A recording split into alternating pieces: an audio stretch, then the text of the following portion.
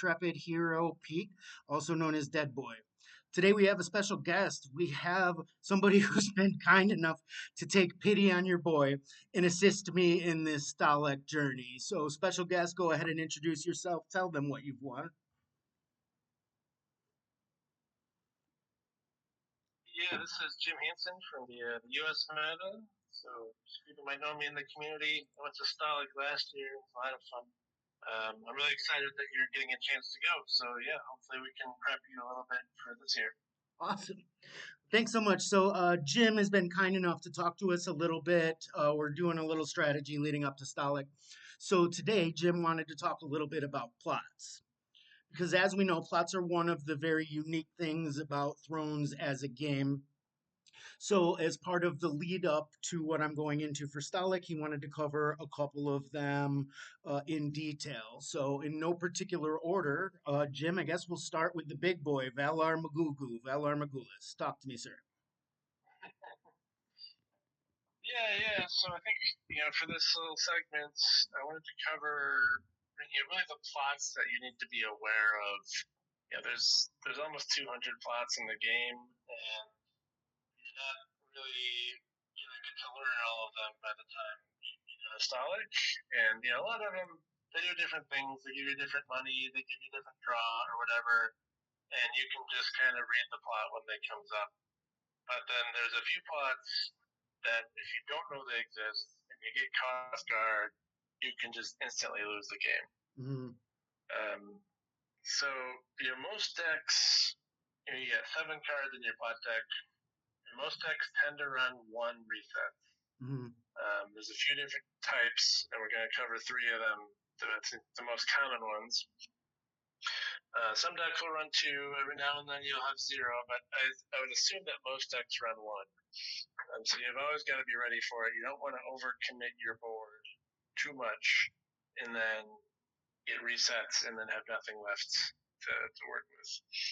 So Right, that I makes think sense. knowing the main resets is a good way to kind of set yourself up for that. Mm-hmm. Does it make sense? And that would vary by deck, cards in hand specifically. Um, yeah, so I don't want to get too much into the deck that we chose for the event, but yeah. So was there anything specific else that you wanted to talk about it other than just a very effective board wipe to be aware of going into the event? Yeah, so I mean, Valar Morghulis is like the quintessential reset, right? It's the Mm-hmm. Wrath of God. It wipes all characters from the board. Um, it has a heavy downside. Only 2 gold and 0 claim. It's one of very few plots in the game that has 0 claim. So it comes at a heavy cost, and I think because of that, not every deck is going to run it. Also, because you only have 7 plots. If the game goes to round 7, you're forced to play all of your plots. Sometimes Valar Morghulis can hurt you, but you got to be ready for this. It kills all characters. The important thing is that your characters can be saved, though.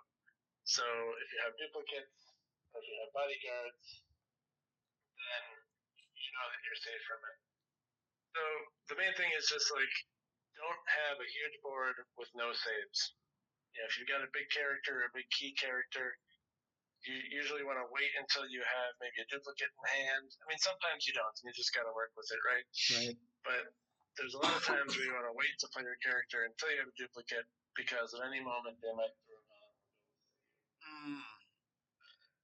especially if you see your opponent playing duplicates, or if they're playing bodyguards, or if they're playing other save effects, then that's probably a sign that they're getting ready to play their Valar Morghulis. So you got to be ready for it. I'd say the faction that plays it the most is Greyjoy, because they have events that cost 0, Risen from the Sea, that lets them save their own guys. So Mm-hmm. at any moment, even if they don't have anything on the board, they can Valor you and save their guys. So I would assume that any Greyjoy deck is going to play it. Right. Otherwise, it's kind of hit and miss. So be ready for that one. Have a save if you got it.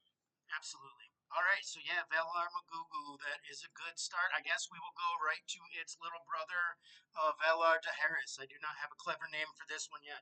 Go ahead and talk to me about this one, Jim. Yeah, so this is probably the most common reset in the game. It's got 4 gold. It's not nearly as much of a downside as Valar Morghulis. And so this one, you get basically 10 gold worth of characters to keep, and you got to get rid of everything else. And they cannot be saved. So that's the key. Whether you have dupes or bodyguards, it doesn't matter. They're all going away. So, decks that run low-cost characters are more likely to run Valar Doheris as their reset, because they might be able to keep 5 guys when you can only keep 1 or 2, and that gives them an advantage. Right. So Yeah. if you see lots of little guys, particularly if they have Night's Watch or Martell maybe, then you'd expect that they're probably playing Valar Doheris and be ready for it. Sometimes you're just going to have to play multiple big guys and let them use it and build back up. But the main thing is just don't overextend. Don't play 3 big guys that are all cost 6, and then set yourself up for a really hard Valar Doheris when you have nothing left in your hand. And sometimes you actually, like, if you know you've got a 7-cost guy, you may want to choice between a 3 and a 4-coster. Mm-hmm. Even if you have the money, and you'd be, normally you'd want to play the 4-coster because it's better. But in that situation, you may actually want to play the 3-coster, because then if they play Doheris, then you've got a 7 and a 3, and you can keep them both. Whereas a 7 and a 4, you'd have to get rid of one. Make sense? Yeah, that makes a ton of sense because actually I ran into a couple very awkward Valar Harrises recently to where it was just, yeah, clearly their deck is set up to handle that particular number and mine was not. I remember I had like Tywin and a prayer left, but Tywin's a heckin' big boy, so worked out okay. So yeah, so 4 gold, the 5 on the initiative. So yeah, all of that definitely less of a downside. I find myself running Valar Morghulis in just about everything so far, but me being a newbie. So anything else on Valar D so far, sir? I'd say so. One of the tricky parts is like with Valar Morghulis, you want to play your dupes so that you can save. With Valar Doheris, you want to not play your dupes so that after they reset you, you've got extra copies that you can replay onto the board. So it's a lot of kind of Oh, judgment call and seeing how they're playing and guessing how their deck, which reset they might play, and that'll dictate how you want to play and if you want to play your dupes. holy crap. This is worth the time right here, Jim. Like, that is just such a small detail, but that was ridiculously eye opening to me about hanging on to your dupes. Heck yeah. See, this was worth the Mm-hmm. time right here. Hey, good call out, man. Cool. Yeah, so VD, that is nice and strong. Anything else on this one, man? I'm glad you made that last point. That was huge. No, I think we covered it. All right, on to First Snow of Winter. John Bruno, that son of a bitch, 2005. Cool. All right, talk to me about First Snow, sir. Bruno's a good guy. Yeah, so this is one that you gotta be aware of it. Again, because it can really wipe your board if you're not thinking about it. So it bounces any character that costs 3 or less back to hand. So even if you got 7 guys and they're not cheap, they're all going away. And so decks that tend to play this, I would say, are like Lannister or maybe Martell. There's a few factions that have a lot of ambush effects, a lot of interplay effects that they can do during the challenges phase. So in that case, Oh, maybe the cheap guys come back to hand, but then they can replay them again. They can ambush them, they can put them into play, so it doesn't hurt them. Or in some cases, their characters have enters play effects that they do right. something mean when they enter play, and this way they get to reuse those guys. So if you see a deck that has a lot of characters with ambush, or a lot of effects that say when they enter play during the challenges phase that, kills a character or whatever, that deck is likely to be playing First Snow Winter. Damn. And so, to fight against it is just make sure you have some characters that cost more than 3. 4, 5, 6. I think a lot of my decks trying to have like 6 and 4. Because if you got a 6 and a 4 cost character, they're immune from Snow, they're immune from Valar Doheris because they combine up to 10. And if you got a save, in from Valar Morghulis. So that's kind of a nice safe board state that's really hard to reset if you have kind of those those mid cost characters in play. Dang, So 6-4. Yeah, that sounds when brilliant. you're doing yeah, yeah. Um, so it's like 7 cost characters are kind of a different ball game because now you can't have a 7 and a 4, or if you do 7 and 4, now you're vulnerable to DD. If you do 7 and 3, now you're vulnerable to first snow. So there's all these little nuances, but a lot of the high level strategy that'll kind of take you to the next level is thinking ahead and figuring out which reset they're going to play, and maybe choosing that 6 cost character instead of the 7, just because you think they're going to be D, and it gives you in a safer position. Oh, that makes all the But sense in the world. Oh, 100%. Yeah, being able to pick because I mean, it seems pretty clear. You don't need to play Thrones long to realize that people are packing resets. Everybody is, and trying to get ahead of which one. Yeah, that's such a small, subtle thing. That makes tons of sense. Yeah, and first snow is also subtle because you can use it offensively and defensively at the same time. That's really tricksy. I love it. Oh, and full disclosure, I yeah, don't know anything about John Bruno. I just saw 2005. I was like 20 years ago, so I'm sure he's great. I'm just cool. So yeah. first, no. So yeah, I think the main takeaway is like just don't make sure you have at least one, ideally 2 characters that cost more than 3. There's a lot of times, particularly on setup, where you might want to set up a bunch of low cost characters. Maybe you can get a 4, 5, 6 card setup, which is good. But then it leaves yourself open to first snow, and it's rare that someone will play it on turn 1.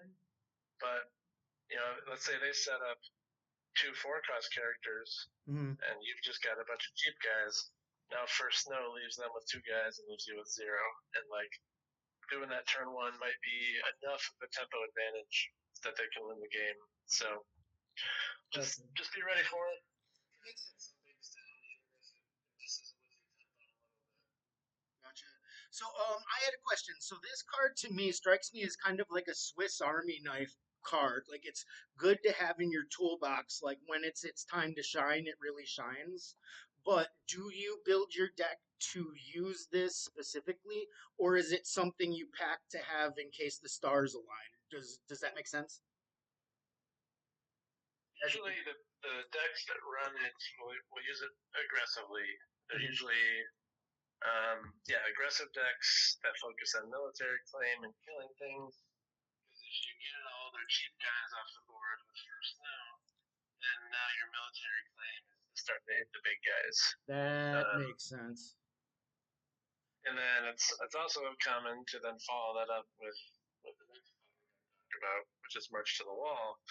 Because then, like let's say I've got a 4 to 6 character in play. They do first snow. I've only got the 2 guys left. Military claim kills my 4 cost guy, and now I've got my 6 coster left. And then they can next turn play March to the Wall, which then Oh, discards that's your 1 devastating. character. Oof. And you're So usually going to get something good at that point.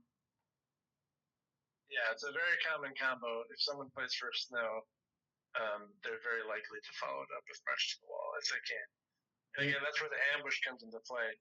Like if they do first snow, and then they can ambush some 2 cost burn men, for example. Mhm. They don't care if they march the burn men to the wall because Right. they're Makes just a sense. cheap little gun.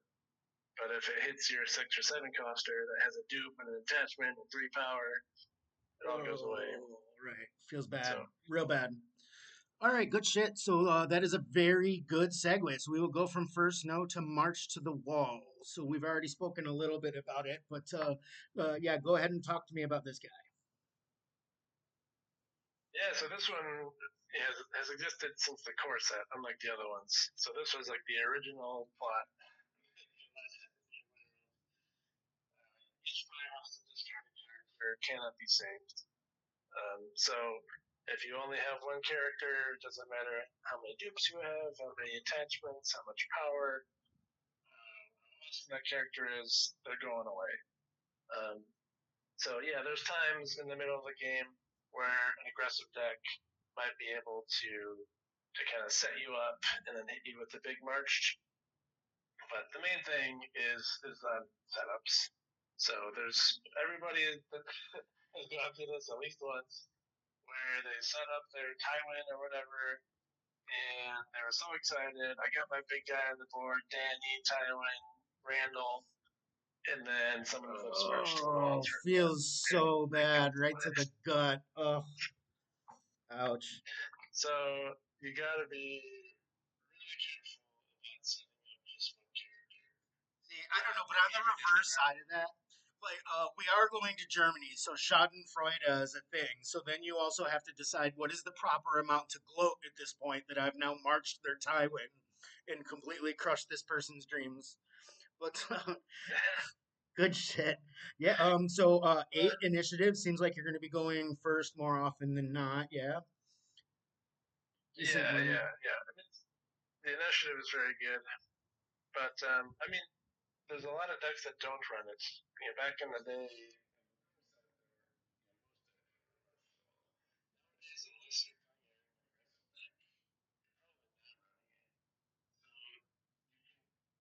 depending on how familiar you are with the decks and the factions, you might be able to look at your opponent and know that they're not really marched to the wall. Like for example, like Night's Watch Summer, Kings of Summer, is a builder's deck. It's really built around defending the wall and getting lots of guys out. He's not trying to kill you, he's just trying to defend his wall. Right. That deck is not going to run March to the wall. So you can safely set up your big guy without a charge, Oh, just because you know he's not going to run March. so Um, smart. That makes tons of sense too. Okay. and then, What deck specifically would you want to look to? Because that's so like even before setup, even before like shuffling, when they're showing you the faction and their agenda, you're already thinking that. yeah, exactly. And that's going to be hard to, to kind of pick up as a new Fair. player, but I'd say, generally speaking, the more aggressive factions are like Stark, Lannister, Targaryen, and Martell. Hmm. Are those four factions are probably more likely to run marched. Baratheon, Tyrell, Night's Watch, not so much. There's some Night's Watch decks, but I'm not going to touch on those. But All right. um, One more related yeah, question because I don't want to get into the deck we chose for the event yet. We'll decompress and do all that after. I do not believe Marched is in that list. That's correct, right? I don't believe Marched is in the list. correct. Yeah. Okay. So, I mean, without spoiling too much, the deck that we're talking about playing is a rush deck. Hmm. So a rush deck is just trying to win by turn 2 or 3. They're not necessarily trying to wipe the board. They're not Makes trying to sense. get a lot of kills. So that deck can't really leverage much to the wall. Gotcha. Um, yeah, decks that are either aggressive or really trying. Sometimes if they're trying to slow the game down, they might run marched. But I'd also say that there's a lot of plots, a lot of opening plots that give a lot of economy, and march to the wall is only 4 gold. So there's a Yeah, lot of times where it's like I'm okay if my opponent plays March to the Wall for turn 1 because it sets them back on the economy, makes and they're sense. still losing a character too. I mean, it might be a 1 cost guy, but it's a 3 cost guy, and if they're giving that up and they're only getting 4 gold, it's not necessarily the end of the world if you get marched. So it, don't be too scared to do it. That makes a ton of sense too. All right, actually, so we're at number 5. Last but not least, we have the Crone. Talk to me about this one. Yeah, that's it. The plots we talked about are definitely way more common and more impactful. I was trying to think of a good fifth plot. There's a few other resets that I think are not going to be super relevant, but this one I wanted to bring up because it's like the anti-reset. So this plot, 6 gold, characters that have strength 1 or less can play. That's anything that says X also qualifies because X counts as printed cost of 0 or printed strength of 0 in Oh, this game. that's an important distinction. Oh, wow. Okay. Yeah, I can see where that would be very freaking relevant. So yeah, like I said, most decks run 1 reset, and if you play your reset and they play the Crone, and they've countered your reset, and then you got nothing left, Right. but no other resets available. So it's not super commonly played. It has 4 reserve, which is pretty bad, Right. unless you play the Maiden. So there's the Maiden, and then there's this whole series of plots that have the 7 traits. And the Maiden gives you +2 reserve on plots that have the 7 trait. So it's rare that someone will play the Crone unless they've already played the Maiden. So that's kind of one thing to look out for. Okay. That could kind of tip you off that they might be playing the Crone. And then otherwise, just kind of look at their board. And if they have a lot of guys that are kind of strength 1 or X, then they might be running the Crone as kind of the safety net. I'd say it's by far the most common in Stark, and then secondly in Night's Watch. Okay. Night's Watch has a lot of one-cost guys. Yeah, a lot of the builders and the maesters and the stuff. Yeah, exactly. But they get boosted in strength by all their locations, and their one-cost guys, their one-strength guys end up being 4 strength, and then they're really powerful. So they may have a lot of one-strength guys that then they can protect with the Crone for 1 turn. It's a pot deck limit of 1, which means you only have to worry about it once. So Night's Watch, and then Stark. Stark in particular has a character, DC Mormons, that is strength X, where X is equal to the number of Stark characters. Yeah, that's the first one that popped into my mind. Yeah, for sure. Yeah, and then so she's one of the quote unquote good characters or big characters that's protected by the Crone. So yeah, if they've got a reducer and maybe a Bran Stark and a Daisy Mormons, and you play your Valar Doheris, then those 3 characters can be kept on top of whatever their 10 gold is. So maybe they pick Robb Stark and Catelyn Stark. That's their 10 gold, 6 and 4, and then they get to keep these other 3 guys that have to be protected. Now it also protects you if you have characters that are strength 1 or 0. Then you get to keep them as well. Right. So just remember, if you're let's say you're playing Valar Doheris in particular, you choose which characters you want to keep. Don't choose the guys that are strength 1 because they're going to get to stay anyway. Sometimes it can be a little weird about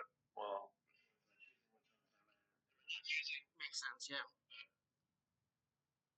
That's how it works. So just if you see a lot of one strength guys, it's like you kind of got to hold off on your reset. Sometimes you can play it early and hope they don't play Crone, but usually you just have to wait for them to play the Crone, and then the next turn you can do your reset. Gotcha. Awesome. Well, Jim, actually, so you brought up a question. So this is that bonus 6th one, and this is organic. If you could talk to me a little bit about the Maiden. And the reason I ask this is specific because, I mean, I know I'm new, but I am tempted to play Maiden as my first plot, probably like 90% of my life right now. So, I mean, if you could talk to me a little bit, I mean, clearly it is a strong plot to be played first, but I feel like I'm overusing it. What might I be missing with this plot, in your opinion? You're not wrong. I mean, Maiden is probably the best opener in the game right now. 6 gold is very good. The plus initiative is really important right now. There's a lot of non-kneeling attackers in the game. There's a lot of intimidate that you kneel at your opponent's board. So right now, there's a lot of decks that want to go first, and winning initiative is very important, or it can be very important. And so that +2 can make a big difference.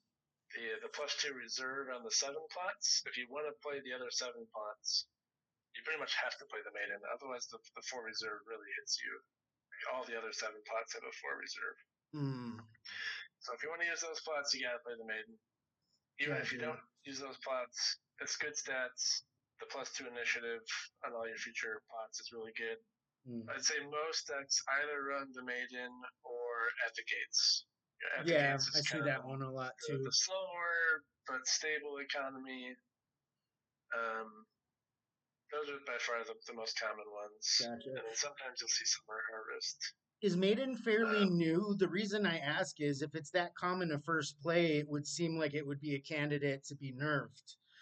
Is it fairly new, or is it just something that's just kind of, I don't want to call it tolerated in the community, but just kind of just is what it is? It's not super new. I would say it's only been recent that it's become so common. I think as some of the and some strength.